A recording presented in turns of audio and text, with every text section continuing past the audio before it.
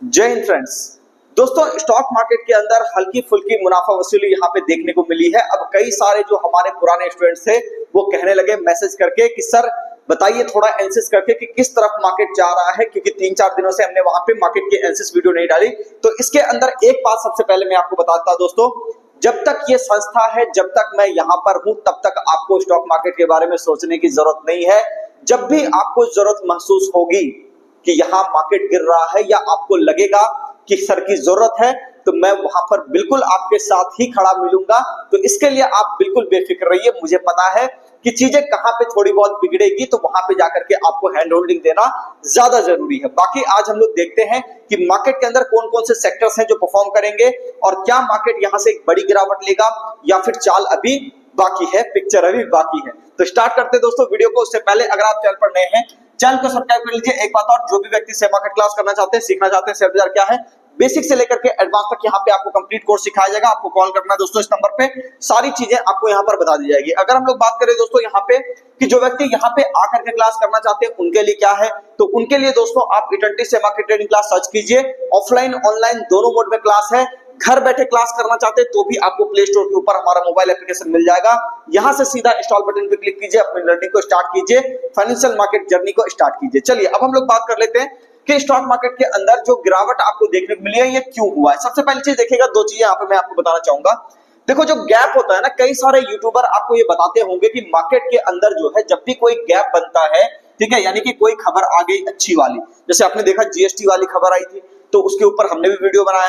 तो यहाँ पे आप ये देख लो कि टैक्स स्लैब के अंदर बदलाव हुआ तो कंपनियों के अंदर बर्डन थोड़ा सा कम पड़ा। उस कारण से हुआ ये कि कंपनी के पास पैसा बचेगा, इस सोच करके मार्केट में कहीं ना कहीं एक उछाल आपको देखने को मिला।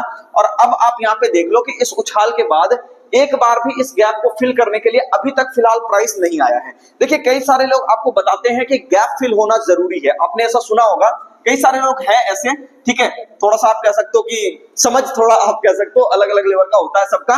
तो यहाँ पे वो कहते हैं कि ठीक है, मार्केट आपको जो है गैप आपको भर देता है, यानी कि नीचे आएगा, गैप फिल होगा, इस फिराक में कई सारे लोग रहते हैं। लेकिन जरूरी नहीं है कि शेयर बाजार में हर वक्त यहाँ पे गैप फिल हो। कई बार ऐसा भी होता है दोस्तों, कई सारे गैप्स ऐसे होते हैं जो कई बार यहाँ पे आपको फिल होते हुए नहीं दिखाई देते। दूसरी बात अगर हम लोग कर लें कि ये जो गिरावट है ये कहां तक की हो सकती है, सबसे पहला चीज मैं आपको एक सपोर्ट एरिया को देना चाहूंगा जो कि आपको यहाँ पे बन रहा है तकरीबन 25,030 के आसपास का, ठीक है।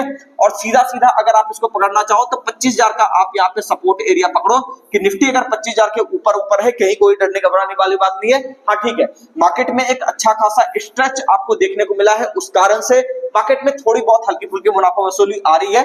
लेकिन डरने घबराने वाली बात तब होगी जब कम से कम यानी मिनिमम लेवल ये कटेगा। दूसरी बात, बड़े लेवल कौन से होंगे, अगर मान लो 25,000 कट गया तो अगला सपोर्ट एरिया क्या क्या हो सकता है। तो पहली बात 24,960, 24,935 या फिर सबसे बढ़िया वाला जो सपोर्ट एरिया होगा दोस्तों वो होगा आपका इस एरिया के ऊपर, यहाँ पे यानी कि 24,850 का एरिया होगा। इस वाले एरिया की बात कर रहा हूं। तो यहाँ पे मार्केट एक बार चाहे तो एक बड़ा सपोर्ट एरिया अगर लेना चाहे तो आराम से ले सकता है, कहीं कोई दिक्कत वाली बात नहीं है, ठीक है।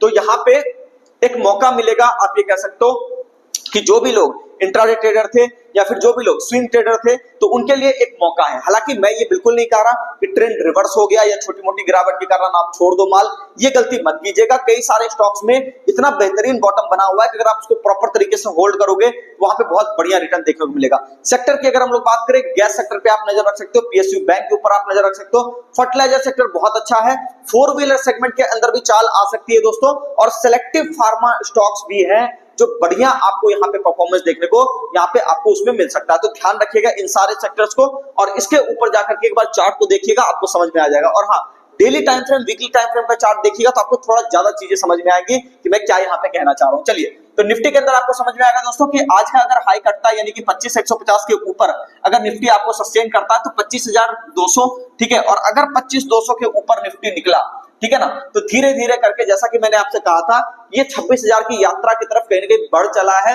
अब कई सारे लोग बीच में बहुत बार बोलेंगे सर देखो मार्केट गिर गया, ये हो गया, वो हो गया, 50 तरह की खबरें लगेंगी। लेकिन यहाँ पे देखो, यहाँ पे भी खबर लग रही थी ना, कई सारे लोग कह रहे थे ना कि देखो ट्रम्प टैरिफ डाल रहा है, ये हो रहा है, वो हो रहा है, अभी फिर से टैरिफ वाली खबर आ रही है। तो उस कारण से मार्केट हो सकता है एक बार वापस से आपका रिटेस्टिंग वगैरह कर ले।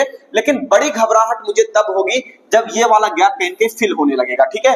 तो यहाँ पे मेरी नजर है ओवरऑल सब ठीक ठाक है, मूड माहौल, कहीं कोई डरने घबराने वाली बात नहीं है। स्टॉक स्पेसिफिक और भी बढ़िया मूड माहौल है। अब हम लोग बात कर लेते हैं बैंक निफ्टी के अंदर यहाँ पे क्या चल रहा है कहानी। तो बैंक निफ्टी का सबसे पहले हम लोग यहाँ पे कर लेते हैं ओपन चार्ट, ठीक है।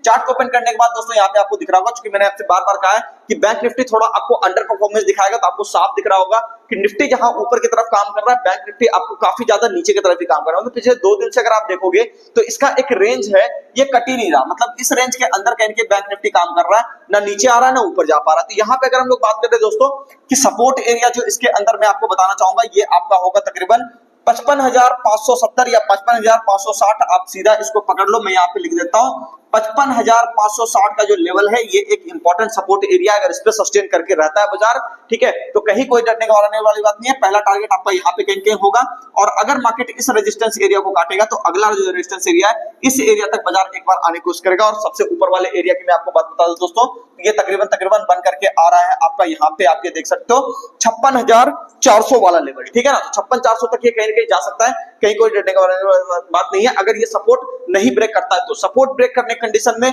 सेलिंग की तरफ तुरंत मत कूद जाइएगा। ऐसी पॉसिबिलिटी है कि अगर एक बार सपोर्ट ब्रेक करे तो मार्केट यहाँ पे क्या करेगा, एक बार इसी एरिया के आसपास आने की कोशिश करेगा। तो हम लोग दोनों चीजों के लिए तैयार रहेंगे, क्योंकि देखो निफ्टी के अंदर भी थोड़ा करेक्शन हो रहा है, बैंक निफ्टी के अंदर भी थोड़ा बहुत दिख रहा है कि ठीक है साइडवेज मूवमेंट है। तो अगर ये करेक्शन निफ्टी में गहराएगा तो ये चीज आपको बैंक निफ्टी में भी गहराता हुआ दिखेगा, तो काफी सतर्क होकर के काम यहाँ पे करिएगा। चलिए, तो यहाँ पे दोस्तों होता है आपका एनालिसिस का वीडियो खत्म। और एक बात और कहना चाहूंगा, वीडियो में कमेंट करके जरूर बताया कीजिए कि वीडियो आपको कैसा लगा। वीडियो बनाने में काफी मेहनत लगता है दोस्तों। दूसरी बात, वीडियो को शेयर जरूर किया कीजिए और लाइक तो जरूर से जरूर किया कीजिए। एक शेयर याद रखिए, इंडिया को आप ये कह सकते हो जो फाइनेंशियल फ्रीडम की तरफ लेकर के जाएगा, तो आप वहां पे कोशिश कीजिए कि पहला योगदान आपका भी हो, सारे लोग अवेयर हो फाइनेंस को लेकर के, आपका भी इसमें सहयोग हो। उम्मीद करता हूं सारी बातें समझ में आ गई होगी। मिलते हैं नेक्स्ट वीडियो में, धन्यवाद।